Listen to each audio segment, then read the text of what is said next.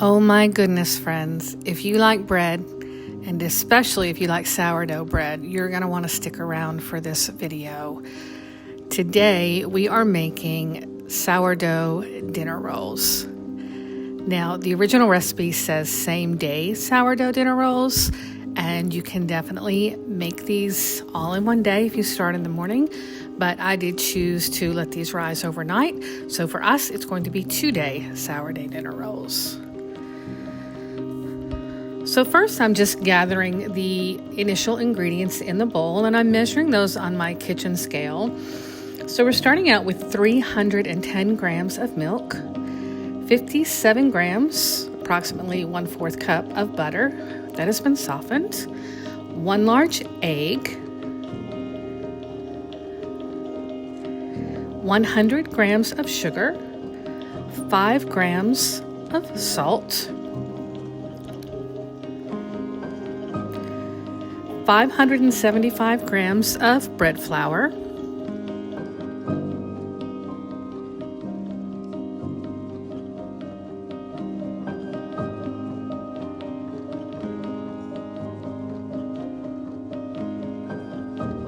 and then lastly, I'm going to measure out 200 grams of my sourdough starter. This is only, I think, the 4th time I've used this starter. I'm still relatively new with sourdough, but I've been successful every time I've used this. So far, so good.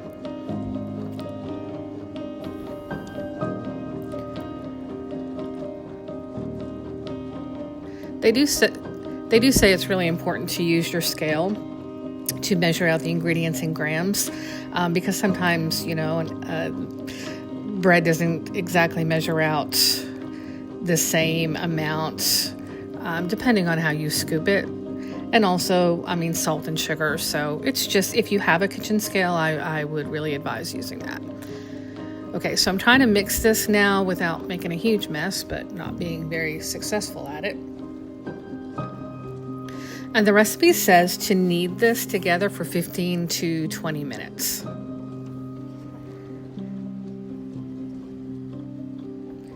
And you can knead this by hand. It would just be really tiring if you did it by hand. So in the mixer with the dough hook, I just let that knead. And I let that knead for 18 minutes.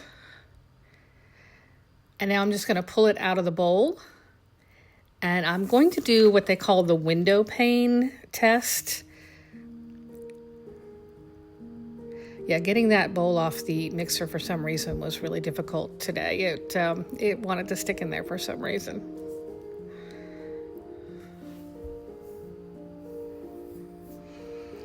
So I had a little bit of flour left in this bag that wouldn't fit in my canister, so I'm just trying to use that up so I can get that out of my cabinet. Okay, so now I'm getting out of the bowl, and I am going to stretch it and do the window pane test. So it should be able to stretch, and you should be able to see through it. It should be somewhat translucent. And it did end up breaking once I stretched it too far, but I think that was exactly what we needed.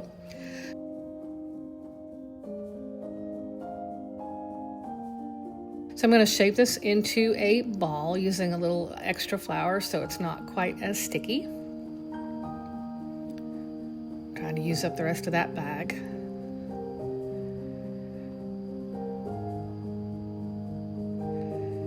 And I'm just going to put it into a bowl and covering it with a disposable shower cap. That has not been on my head. That is only used for sourdough. And then I let that sit overnight, and this is what we had the next morning. I think if I hadn't had that shower cap on, that would have just kept growing and growing. That sat out about 12 hours on the counter overnight. So now I'm just going to punch it down and get the air out of that. And then I'm going to tip it out of the bowl.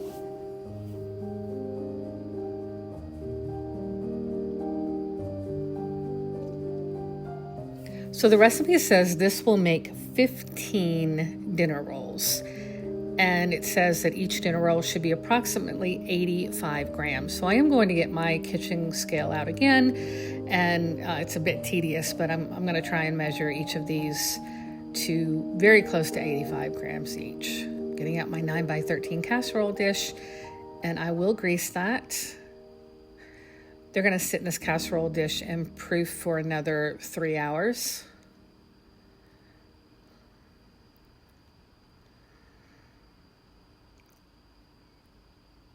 So I'm wiping that around, and now I'm going to get ready to start dividing this dough into 15 equal sections. Like I said, this can be a little tedious, so after the first few, I'm just going to speed up the footage and get through that because I just don't think you want to sit there for 10 minutes and watch me divide dough into 15 sections.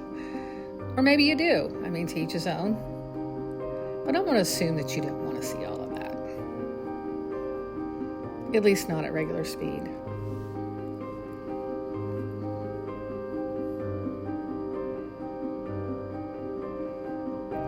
This is a lot of putting an initial piece of dough on the scale, adding a little bit more, and a little bit more, and then taking maybe a little bit away. And so what I'm going to do is once I get that together, I'm going to pinch the bottom of it. Yeah, I'm going to pinch the roll's bottom. I'm just pinching the bottom of it together, and then with my hand, I didn't do it quite as much with this first one, but on the pastry sheet or on the counter, whatever you're using, you're going to put that, you're going to pinch the bottom of it together, and then you're going to put it on your pastry sheet or your countertop, and you're going to just roll it in the palm of your hand while you're pushing and pulling a little bit, and it's going to form the bottom of that roll better. And it just makes for a little bit more of a uniform and smooth texture with that.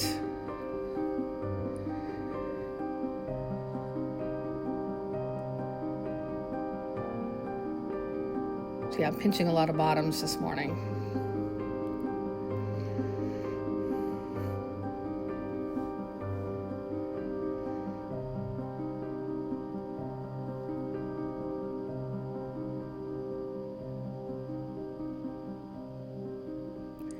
And I'm redoing that first one just because I wasn't very happy with it.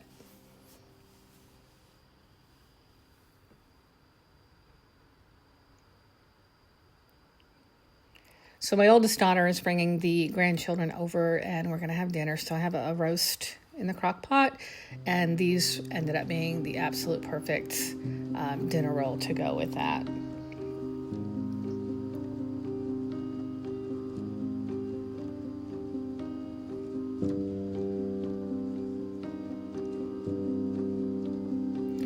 Now, this recipe uses the assumption that your kitchen is 80 degrees Fahrenheit, and my kitchen is never 80 degrees, except for maybe on holidays where I've been cooking for a lot, or cooking for a long time. Normally, my kitchen is under 70 degrees, so I actually do let these proof for, when it says 2 to 3 hours, usually it takes every bit of the longer amount of time, and sometimes even a little bit longer, just because I need to have my kitchen a little bit cooler.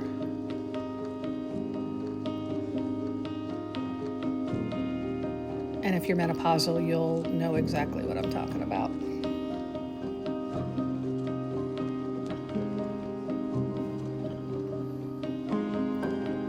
These do end up sitting on my counter for about 3.5 hours before they're ready. And it says you'll know that they're ready if you can perform the poke test by lightly flouring a spot on one of the rolls and poking the dough with your finger. And if the dough springs back immediately, it needs more time. If the dough doesn't spring back at all, and they're starting to go over, they need to be baked immediately. You don't want to let them sit out any more than that. If they slowly spring back, then they're just right. And I'm getting a little bit ahead of myself right now, but this is a lot of measuring and rolling.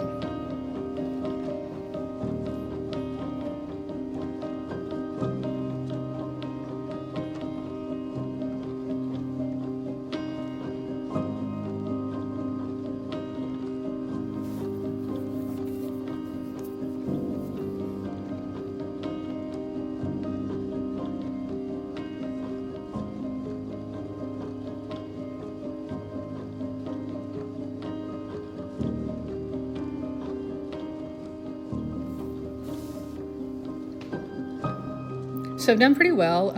Each of those rolls actually were right at 85 grams, but the last 2 rolls end up being enough for 76 grams each. They're a little bit smaller, but you can't really visibly tell.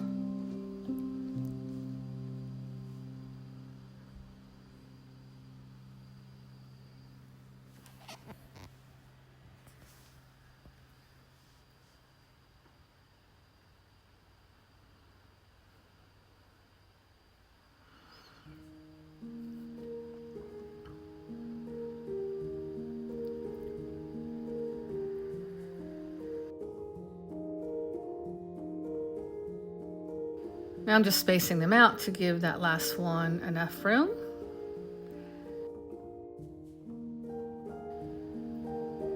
And I will cover these up. Now the recipe doesn't say to cover them up, but I'm just worried about the dough drying out a little too much. So I actually cover these with saran wrap. And that last half an hour or so of proofing, I uncover them. I may try it next time without covering them at all and just see what happens, but they turned out okay with me covering them. So, okay, so they've been proofing for about 3.5 hours, and now all I've done is I've put an egg in a ramekin dish with a tablespoon of water, and I'm gonna brush the tops of each of these. And I have my oven preheating to 350 degrees.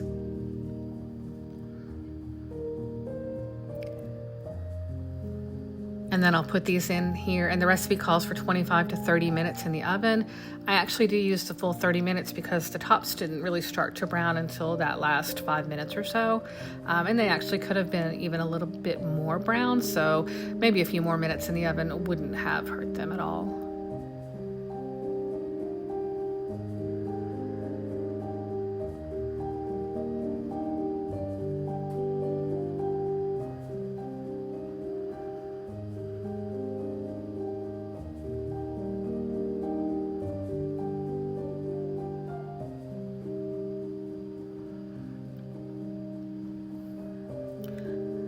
Okay, so in the oven they go.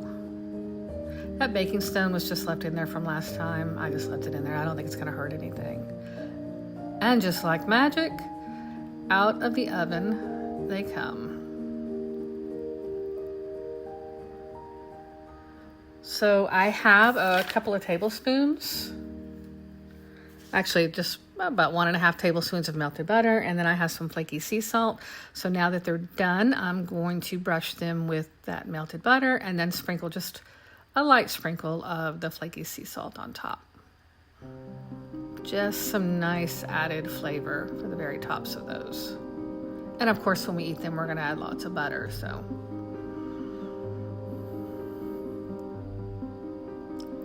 I think these turned out beautifully. They rose really well in the oven, and breaking them apart, they were very light.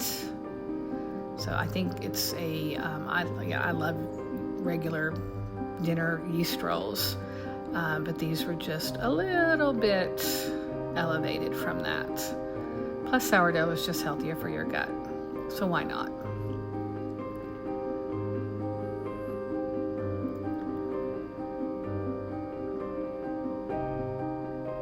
Okay, now the fun part, we're going to try them. Now these were still really hot. I mean, I needed to use the towels to touch the pan. I would recommend letting them cool a little bit more before you cut into them. But like I said, my daughter was bringing over the grandbabies and I wanted to get filming done. A lot of times I have to do voiceover filming just because we have an open concept house and, you know, people need to live their lives while I shoot videos. So sometimes it's just easier to let people do what they need to do and watch television and just go about their day. And so I just do the voiceover so they can do that. Okay, so first taste. I'm just breaking that apart. They are still really, really hot. And that ends up being so flavorful. As you can tell by my face, I'm very happy with that.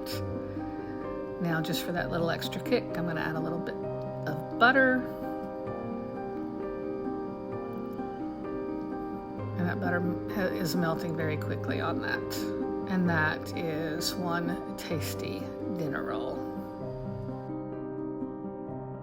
So thanks, friends, for watching, and I hope you give these a try. If you do, let me know what you think about them, and I hope to see you next time.